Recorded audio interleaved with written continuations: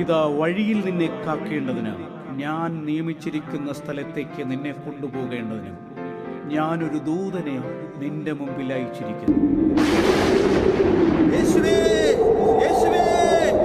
സ്വർഗ്ഗം തുറക്കുന്നത്, ദൂതന്മാർ കയറുകയും ഇറങ്ങുകയും ചെയ്യുന്നത് നിങ്ങൾ കാണും.